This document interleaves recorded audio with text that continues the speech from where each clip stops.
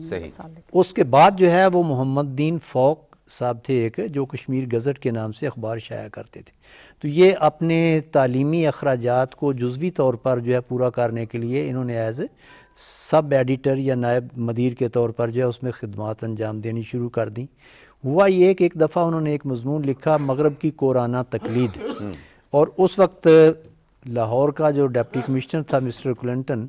اس نے ان کے ایڈیٹر کو بلا کر جو ہے یہ تنبیہ کی کہ یہ آپ کا جو مصنف ہے یا جو آپ کا یہ رپورٹر ہے، اس نے جو ہے وہ حکومت برطانیہ پر سخت تنقید کی ہے، تو اس لیے جو ہے اس کو آئندہ ایسی چیزیں نہیں کرنی چاہیے، جس کی وجہ سے انہیں پھر وہ اس عہدے سے جو ہے وہ علیحدہ ہونا پڑا. لیکن انہوں نے اس کے ساتھ اپنی تعلیم اور دیگر چیزیں جو ہے وہ برقرار رکھیں اور کرتے رہیں. آپ نے قلم کار کا تعلق اور قلم کار کے حوالے سے بات کی ہے، تو قلم سے تو ان کا تعلق اس وقت ہی شروع ہو گیا تھا جیسے ہی وہ تھرڈ ایئر میں یا فرسٹ ایئر میں جو ہے کالج میں آئے، اور وہاں کالج میگزین میں باقاعدہ جو ہے انہوں نے مضامین بھی لکھے اور اس کی ادارت بھی جو کی، پھر وہ اخبار میں بھی آ گئے. اب اس کے بعد جو ہے ان کی اتنی زیادہ کتابیں ہیں، ہم صرف یہ ناؤ اور نیور کی جو بات کر رہے ہیں، اگر اس کے بعد ان کی دوسری کتاب جس سے میں کہہ رہا تھا کہ انہوں نے پاکستان کی فیزیبلٹی رپورٹ لکھی ہے،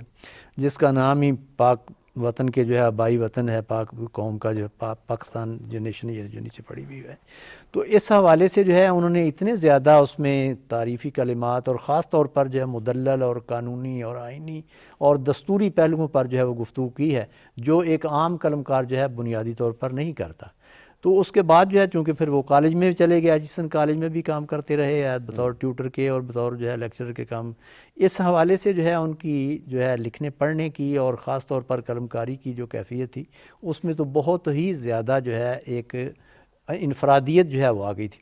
وہ انفرادیت اس طرح آ گئی تھی، اب بھی آپ ذکر کر رہے ہیں، تو ان کی جو کتابیں ہیں ان پر میں آپ یا صرف ہم مسلمان ہی نہیں بلکہ ترکی کی معروف ادیبہ ہے خالدہ ادیب خانم، ان کی کتاب ہے ان سائیڈ انڈیا. وہ کوئی 15 سال جو ہے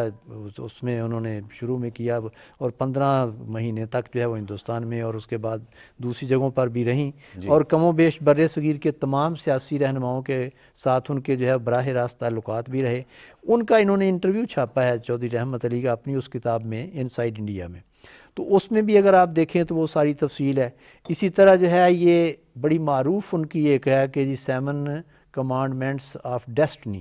کہ مجھے مشیت نے جو ہے وہ 7 احکامات دیے ہیں. وہ 7 احکامات کیا ہیں؟ ان میں یہی ہے کہ ہندوستان کی جو سیکولر استبدادیت ہے اس کے مقابلے میں ہم ایشیا میں رہنے والوں کو اور بر صغیر میں رہنے والے جتنی اقلیتیں ہیں اور خاص طور پر مسلمان قوم جو ہے، ان کے لیے جو ہے ایک روحانی آزادی ہوگی، ایک معاشرتی آزادی ہوگی، ایک معاشی آزادی ہوگی، ایک اقتصادی آزادی ہوگی، ایک سیاسی آزادی ہوگی. آج کل کے حالات میں جس طرح آپ دیکھ رہے ہیں کہ ہمسایہ ایک جو ہے وہ بنیا سرشت اور بت پرست جو ہیں وہ کس طرح انہوں نے جو ہے وہ تمام کی تمام بر صغیر کی اقلیتوں کو دیوار کے ساتھ لگایا ہوا ہے. اگر آج آپ سمجھیں کہ چودھری رحمت علی جو ہے وہ ان کا مد مقابل سامنے کھڑا ہو، تو وہ ان کو بڑے اچھے انداز سے جو ہے وہ یہ بات وہ کہہ سکتا ہے کہ جی آپ نے جو کچھ کرنا تھا کیا، لیکن دیکھیں ہماری طرف سے جو ہے ہمیشہ امن کا صلح کا پیغام جو دیا گیا، اور جتنے مسلمان رہنما تھے تحریک پاکستان کے، اس میں بھی آپ دیکھ لیجئے ان کا ہر بندہ جو ہے وہ جیل میں جا رہا ہے، ہر بندہ جو ہے اس کو پابند سلاسل بھی ہونا کیا جا